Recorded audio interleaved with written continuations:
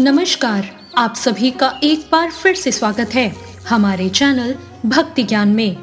आज सर्वपितृ अमावस्या है, यानी श्राद्ध का अंतिम दिन। तो आइए आज के दिन सुनते हैं सर्वपितृ अमावस्या की व्रत कथा। एक समय की बात है, देवताओं के पितृगण अग्निश्वात, जो सोमपथ लोक में निवास करते हैं, उनकी एक मानस कन्या थी जिसका नाम था अक्षोधा।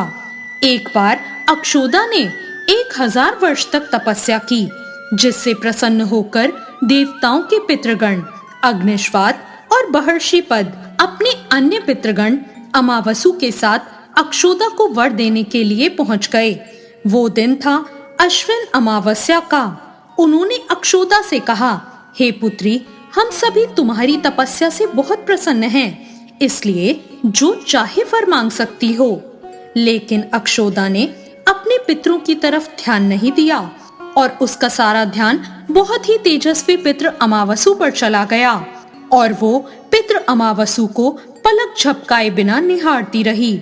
फिर उसने अपने पितरों से कहा, हे भगवान, क्या आप मुझे सचमुच वर देना चाहते हैं? इस पर तेजस्वी पितृ अमावसु ने कहा, हे अक्षोदा, वरदान पर तुम्हारा अधिकार सिद्ध है, इसलिए निसंकोच होकर कहो, क्या मांगना है? अक्षोदा ने कहा, भगवान, यदि आप मुझे वरदान देना ही चाहते हैं तो मैं इसी क्षण से आपके साथ रमण करके आनंद लेना चाहती हूँ।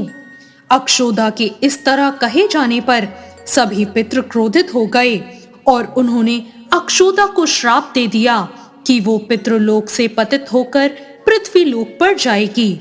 पितरों के इस तरह श्राप देने पर अक्षोदा पितरों के पैरों में गिरकर रोने लगी।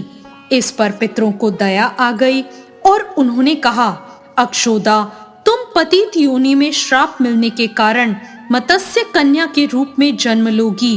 पितरों ने आगे कहा, भगवान ब्रह्मा के वंशज महर्षि पराशर तुम्हें पति के रूप में प्राप्त होंगे। तुम्हारे गर्भ से भगवान व्यास जन्म लेंगे। उसके उपरांत भी अन्य दिव्य वंशों में जन्म लेते हुए तुम श्राप मुक्त होकर पुनः पितृलोक में वापस आ जाओगी। पितरों के इस तरह कहे जाने पर अक्षोदा शांत हुई। अमावसु के ब्रह्मचर्य और धैर्य की सभी पितरों ने सराहना की और वरदान दिया कि ये अमावस्या की तिथि अमावसु के नाम से जानी जाएगी। जो प्राणी किसी भी दिन श्राद्ध न कर पाए, वो केवल अमावस्या के दिन श्राद्ध तर्पण करके सभी बीते 14 दिनों का पुण्य प्राप्त करते हुए अपने पितरों को तृप्त कर सकते हैं। तभी से प्रत्येक माह की अमावस्या तिथि को सर्वाधिक महत्व दिया जाता है और श्राद्ध की ये तिथि सर्वपितृ श्राद्ध के रूप में मनाई जाती है। उसी पाप के पश्चाताप हेतु कालांतर में यही अक्षोदा महर्षि पराशर की पत्नी और वेदव्यास की माता सत्यवती बनी थी। तो ये थी आज की पितृ अमावस्या की कहानी।